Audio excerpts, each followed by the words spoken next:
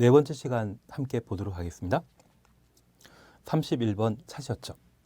공개 공지 등 확보에 관한 설명으로 틀린 것 찾도록 되어 있습니다. 1번 상업지역의 업무시설로서 바다 면적합 5,000제곱미터 이상의 대지에 공개 공지 확보해야 한다. 여기 공개 공지는 건축물에 딸린 부속 공원으로서 공개 공지 설치 대상 장소는 일준 상준입니다. 일반 주거지역과 준주거지역, 상업지역과 준공업지역, 이곳의 바다 면적합 5,000제곱미터 이상의 종, 업, 운, 판문수, 그래서 종교시설, 업무시설, 운수시설, 판매시설, 문화집회시설, 숙박시설 6가지의 경우는 공개공지 확보 대상이죠. 상업지역과 5,000제곱미터 이상의 업무시설이라면 공개공지 확보 대상이 되게 됩니다. 2번 필로티 구조 가능합니다. 출입, 차단한 시설 설치해서는 안 됩니다. 그리고 4번입니다. 공개공지 면적은 건축 면적의 100분의 10 이상으로 한다. 공개공지 면적은 대지 면적의 100분의 10 이하 됩니다. 그래서 100분의 10 앞에는 건축 면적이 아니라 대지 면적, 뒤에는 이하가 나와줘야 됩니다. 5번입니다. 공개공지 설치한 때 용적률 완화 적용할 수 있다. 공개공지 설치하면 용적률과 높이 제한을 1.2배 완화할 수 있습니다. 그래서 1.2배란 말 나오게 되면 앞에 용적률, 높이 제한이 함께 나오는데 옳은 이야기죠. 그래서 답을 4번에 놓습니다. 32번입니다. 주택단지주자 등의 생활복리를 위한 공동시설에 해당하는 것 찾도록 되어 있는데 답은 5번입니다.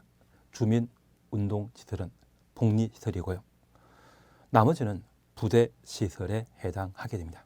33번입니다. 지역주택조합에 관한 설명으로 틀린 것 찾도록 되어 있습니다. 1번 조합 설립 인가 받기 위해 조합원을 모집하려는 자는 해당 주택건설 대지의 50% 이상에 해당되는 토지 사용권 확보하여 관할 시군구청장에게 신고해야 한다. 최근 주택조합에 관한 법령을 개정하여 조합을 설립하고자 할 때 특히 지역, 직장, 주택 조합인 경우에는 조합 설립하고자 하는 발기인이 조합원 모집 신고를 하도록 되어 있습니다. 이러한 조합원 모집 신고는 주택 건설 예정지 전체 면적의 50% 이상의 토지 사용권 확보하고 조합원 모집 신고하도록 되어 있습니다. 1번 맞죠? 그리고 이렇게 조합원 모집 신고한 자는 2년 내에 조합 설립 인가 받아야 하고 지역 지정주택조합의 설립 인가 받고자 한다면 조합원 수는 예정 세대수의 50% 이상이고 조합주택 건설할 수 있는 땅 전체 면적 중에 15% 이상의 소유권 확보하고 80% 이상의 사용권을 확보한 때 조합 설립 인가를 받을 수 있습니다. 인가받은 지역 직장주택조합은 3년 내 사업계획 승인 받아야 되며 저 사업계획 승인 받고자 한다면 100% 소유권 확보해야 됩니다. 2년 내 인가받지 못하거나 3년 내 사업계획 승인 받지 못한다면 조합 해산하거나 사업 종결 여부를 결정해야 됩니다. 1번 맞죠? 2번입니다. 조합원 모집하려는 자는 모집신고 수리된 후 선착순 방법으로 조합원 모집해야 한다. 경쟁 입찰 방식으로 모집해야 됩니다. 그래서 2번이 틀린 정답이 되게 됩니다. 3번입니다. 주택조합은 조합 설립 인가 받은 날부터 설립 인가부터 가로 열어놓습니다. 사용검사 받는 날까지 사용검사까지 가로 닫아놓습니다. 조합원 수는 예정 세대수의 50% 이상, 최소 20명 이상 돼야 됩니다. 4번입니다. 조합 설립 인가 받으려는 자는 해당 주택건설 대지의 80% 해당되는 토지 사용권을 확보하고 엔드 개념이죠. 대지 15% 이상의 소유권 확보해야 된다. 그래서 대지에 대한 권리 확인해 놓습니다. 5번입니다. 주택조합은 설립 인가 받은 날부터 3년 되는 날까지 사업계획 승인 받지 못하는 경우 총회 의결을 거쳐 해산 여부 결정해야 한다. 다만 이 5번과 관련되어 이 총회는 조합원 전체 20% 이상이 직접 출석해야 됩니다. 그리고 조합은 규약이라는 게 존재하거든요. 그 규약에서 해산인가를 따로 정해놓기 때문에 해산과 관련되어 법에 별도 기준을 두질 않고 있습니다.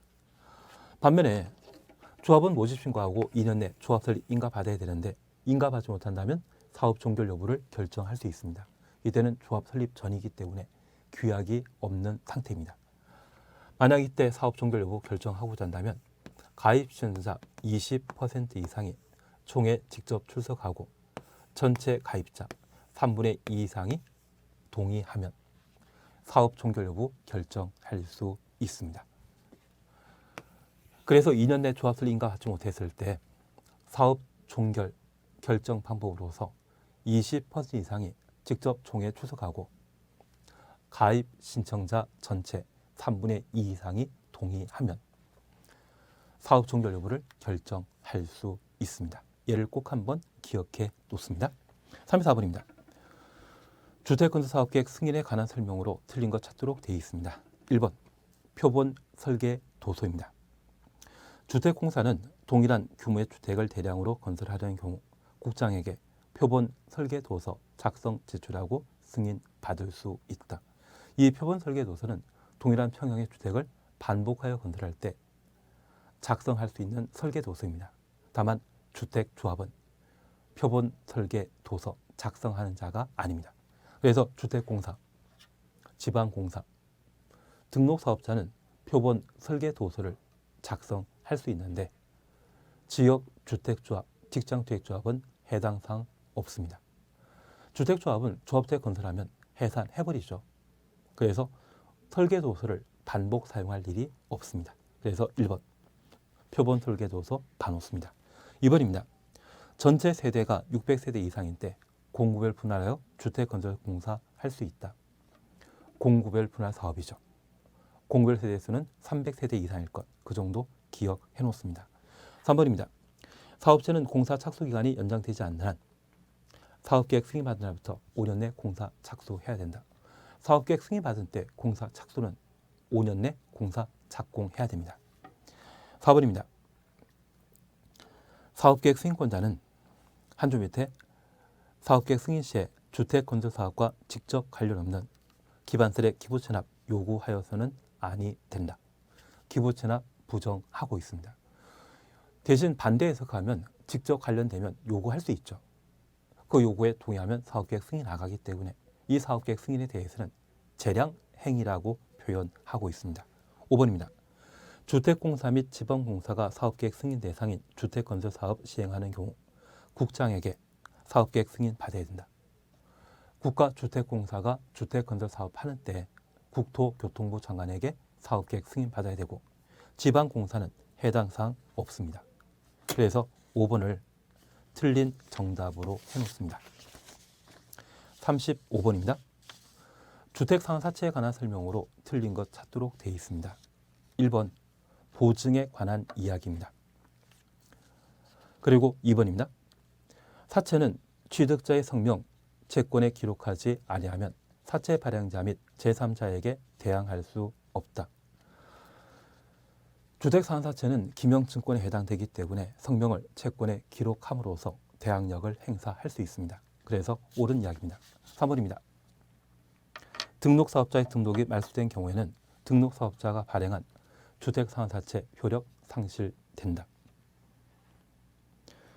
등록사업자가 사채 발행할 때는 금융기관에 보증받아 사채 발행하는 경우로서 등록사업자의 등록이 발소되더라도 보증 설정되었기 때문에 계속 유효한 것으로 인정하게 됩니다. 그래서 3번 틀린 정답이 되게 됩니다. 4번에 관한 내용은 그냥 한번 읽어주십니다. 그리고 5번 주택상사채 발행하려는 자는 발행계획을 수립하고 국장의 승인 받아야 된다. 그래서 발행 절차에 관한 사항으로 5번 옳은 이야기입니다. 35번은 답을 3번으로 해놓습니다. 36번 함께 보십니다. 주택공급에 관한 설명으로 옳은 것 찾도록 되어 있습니다. 사업자 수도권의 건설공급하는 분양가 상한제 적용주택에 입주하는 해당 주택의 최초 입주 가능부터 최대 3년 동안 계속하여 주택에 거주하여야 한다. 1번 틀립니다. 3년이 아니라 5년입니다. 올해 분양가 상한제 적용주택을 대폭 개정했는데 분양가 상한제 적용주택과 관련되어 적용 대상과 관계된 사안으로 분양가 상한제 적용주택에서 제외시키는 것과 지금 1번 지문에 보신 내용처럼 거주 의무에 관한 사항을 새로 신설하게 되었습니다. 저 분양가 상한제 적용주택으로 수도권에 또는 행복도시라 부르는 세종시에 분양가 상한제 적용주택을 공급받은 자는 최대 5년간 분양가 상한제 주택에 거주하여야 합니다. 현재 분양가 상한제 적용주택은 공공택지와 공공택지 외 택지에 각각 건설 공급하고 있는데 공급 가격이 주변 시세 80% 미만이면 5년간 거주하도록 되어 있고 80% 이상 100% 미만인 경우에는 공공택지의 경우는 3년간 거주하도록 되어 있습니다. 공공택지 외 택지의 경우는 80% 미만의 시세로 분양하면 거주기간 3년으로 정해놓고 있고 80 이상 100% 미만이면 2년간 거주하도록 되어 있습니다. 그래서 현재 분양가 상한제 적용주택은 공공택지와 공공택지 외 택지 중에 국토교통부 장관이 분양가 상한제 적용 지역으로 지정한 때 그곳에 건설하여 일반에 공급하는 공동택이 분양가 상한제 적용 대상이기 때문에 공공택지와 공공택지 외 택지로 구분하시고 80% 기준으로 5년, 3년, 3년, 2년간 거주 의무 발생한다라는 것을 꼭 한번 정리해 놓습니다. 최근 개정된 사항으로 이러한 내용들을 봐주시는 게 필요한 것 같습니다. 2번입니다. 관광특구에 건설 공급되는 층수가 50층이고 높이가 140m인 아파트는 분양가 상한제 적용 대상이다. 틀리죠? 분양가 상한제 적용 대상에서 제외시키는 것으로서 도시형 생활주택이 있습니다. 그리고 관광특구에 건설하는 층수가 50층 이상이거나 높이가 150m 이상의 공동택에 대해서는 분양가 상한제 적용 대상에서 제외시키는데 높이는 140으로 150에 못 미치지만 층수가 51층이면 그 요건을 충족했기 때문에 분양가 상한제 적용 대상에서 제외시킵니다. 그리고 이번에 개정된 사항으로 소규모 재건축 사업과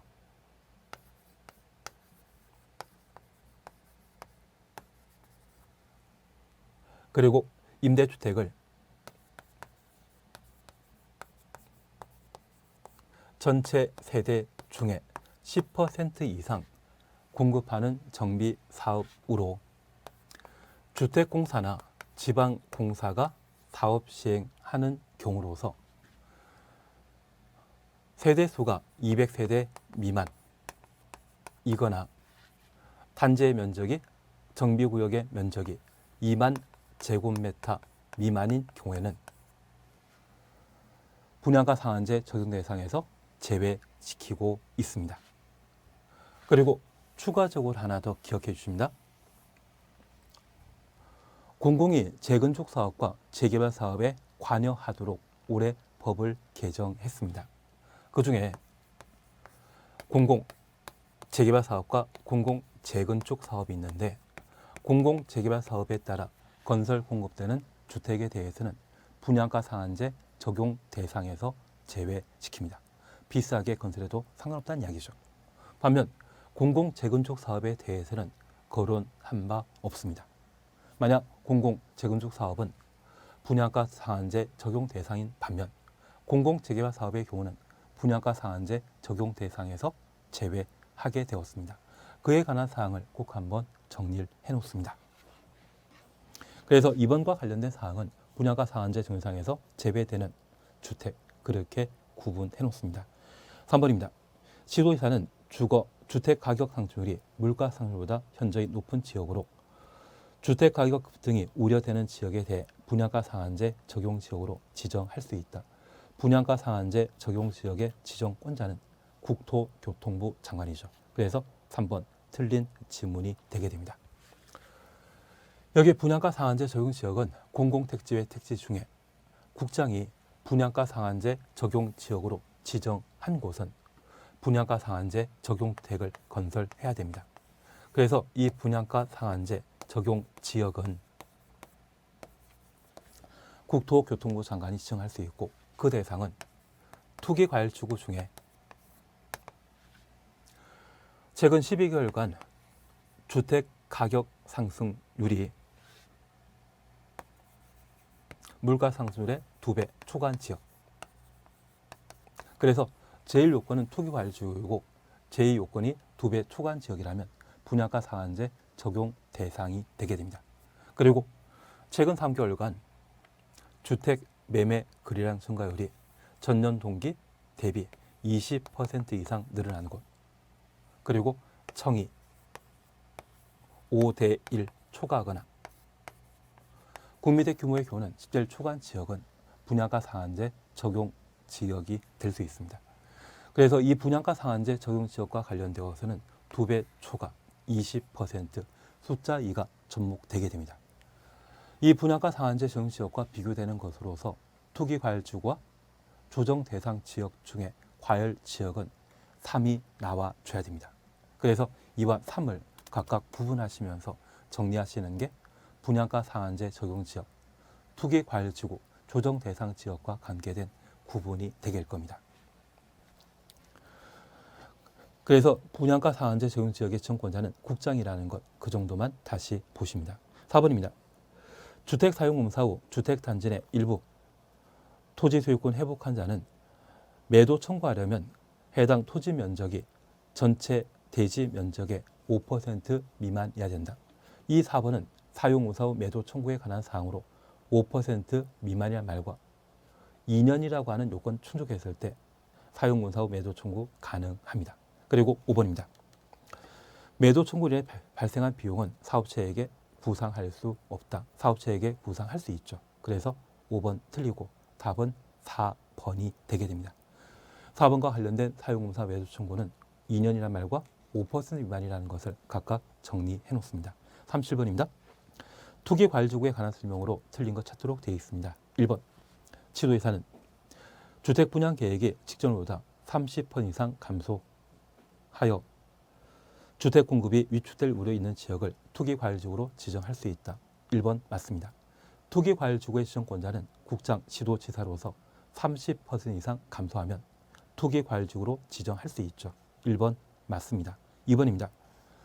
투기과열지구로 지정하면 소유권 이전 등기부터 최대 5년 동안 주택을 전매할 수 없다. 투기과열지구로 지정되면 입주 가능일부터 입주가 선정된 날부터 소유권 이전 등기하는 데까지 전매할 수 없습니다. 그래서 입주자로 선정된 날부터 소유권 이전 등기하는 데까지 분양권 전매할 수 없는데 특별히 공사 지연되게 되면 입주자 선정된 날부터 5년간 전매 제한 기간으로 정해 놓고 있습니다. 이 투기과열지구로 지정되면 분양권이 전매 제한 대상이지 소유권 이전 등기 후 주택이 전매 제한 대상이 되는 게 아닙니다. 그래서 2번 틀린 정답이 되게 됩니다. 그리고 2번 지정권자는 투기과열지구의 지정사유 없어졌다 인정하는 경우 지체 없이 투기과열지구 지정을 해제하여야 한다. 지정권자 스스로가 지정사유가 없어졌다 인식하게 되면 해제하여야 합니다. 없어졌는데 불구하고 투기과열지구로 유지하게 되면 필요 최소 한도의 원칙에 따른 행정상 목적으로 규제를 가게 되었을 때 그 규제를 최소한도로 규제 가야 되지 지나치게 규제하는 것은 위헌 소지가 있습니다. 그래서 지정사유 없어져서 인정되면 해제하여야 한다. 4번은 투기과열지구 지정 절차와 관계된 사항으로 회신에 관한 사항만 확인해 놓습니다. 그리고 5번입니다. 투기과열지구를 올해 또 개정했는데 투기과열지구는 종전에 국토교통부 장관이 1년마다 재검토하던 것을 올해 반기마다 재검토하도록 개정했습니다. 그래서 5번 반기마다 재검토해야 한다. 옳은 지문입니다. 올 초까지는 4월달까지는 1년마다 재검토하던 것이 지금은 반기마다 재검토하는 것으로 개정했습니다. 그래서 5번 옳은 지문입니다. 그래서 37번은 답을 2번으로 해놓습니다. 38번입니다. 조정 대상 지역 지정 해제에 관한 설명으로 틀린 것 찾도록 되어 있습니다. 1번 국장은 반기마다 주셔놓습니다. 그리고 네 번째 줄에 재검토하여야 한다. 1번 맞습니다. 이번에 개정되어 추가된 것으로 조정 대상 지역에 대한 국장의 반기마다 재검토 확인해 놓습니다. 2번입니다. 조정 대상 지역 중에 과열 지역 동그라미 놓습니다. 조정 대상 지역은 위축 지역과 과열 지역으로 구분하고 있는데 이 과열 지역의 경우에는 규제를 강화하는 것으로서 최소한의 범위에서 지정하도록 되어 있고 시군구, 읍면동 단위로 지정할 수 있도록 정해 놓고 있습니다. 3번입니다. 국장은 조정 대상 지역 지정했을 때 이를 지체 없이 공고하고 그 대상 지역을 관할하는 지도사에게 공고 내용을 통보해야 한다. 시군 구청장에게 통보하도록 되어 있습니다. 주택법의 입주자 모집 승인권자는 시군 구청장이거든요. 그래서 시군 구청장에게 조정 대상 지역 지정 사실을 통보하게 됩니다. 4번입니다. 조정 대상 지역의 시도지사 시군 구청장은 주택 가격이 안정되어 유지할 필요 없다 판단하는 경우 국장에게 해제 요청할 수 있다. 맞습니다. 이런 해제 요청하면 40일 이내 해제 여부 결정 통지하도록 되어 있습니다. 5번입니다. 국장은 조정 대상 지역의 지정을 해제 요청받고 유지하는 것으로 결정된 지도이사 시군구청장은 특별한 사유가 없으면 결정 통보하던 날부터 6개월 이내 다시 해제 요청할 수 없다. 재해제 요청 6개월 이내는 동일한 사유로 요청할 수 없습니다. 5번 맞는 이야기입니다. 그래서 38번은 답을 3번으로 투기과열지구와 조정 대상 지역에 대해서는 올해 일부 사항이 개정되었습니다. 그래서 시사성 있는 문제도 되고 개정사항도 반영되었기 때문에 꼼꼼하게 정리하시는 게 필요합니다. 39번 함께 보십니다. 옳은 것 찾도록 되어 있습니다. 지목이 전답 과수인 농지로서 농작물의 경작지 등으로 이용되는 기간이 3년 미만인 토지는 농지가 아니다. 지목 전답 과수원의 경우는 경작 여부에 관계없이 항상 농지입니다. 전답 과수원 외 농지로서 경작 기간이 3년 이상일 때는 농지이고 미만일 때는 농지에서 제외시킵니다. 그래서 경작 기간 3년 미만은 전답 과수원 외 토지일 때 적용되는 사안이죠. 2번입니다. 상속 농지를 취득한 농업인은 농업인 동그라미 놓습니다. 10,000제곱미터까지 소유할 수 있다. 도시인이 있을 때 상속과 관련되어 면적 제한을 하고 농업인의 경우는 면적 관계없이 상속받을 수 있죠. 그래서 2번 틀립니다. 3번입니다. 8년 이상 농업 경영한 후 인용한 자의 소유 상한은 원칙적으로 10,000제곱미터이다. 농지 소유 상한제에 따라 인용한 자가 농지를 계속 소유할 수 있는 면적은 10,000제곱미터입니다. 그래서 3번 옳은 질문이죠. 4번입니다. 농지 전용 협의 동그라미 놓습니다. 마친 농지를 소유한 경우에는 농지 취득 자격증명 발급받아 농지를 취득할 수 있다. 현재 농지 자격증명에 있어서는 농지의 소유권 이전 등기를 위해 농지 취득 자격증명을 꼭 필요로 합니다.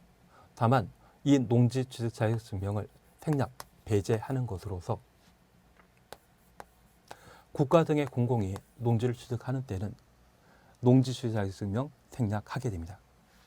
그리고 이 농지를 원시 취득한 자 증명 생략하고 원래 자기 소유 것이라면 농지 취득 자격증명의 발급을 생략하게 됩니다.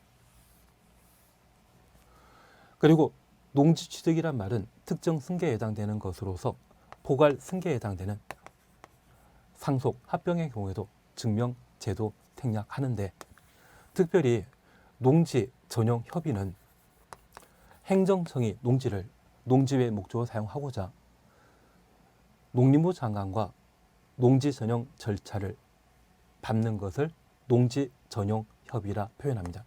그래서 협의하여 농지를 취득하게 되었다고 하면 이것은 국가 공공이 농지를 취득하는 것으로서 증명 자체를 생략하는 경우에 해당하는 것으로 파악해 놓습니다. 그래서 4번 틀린 질문입니다.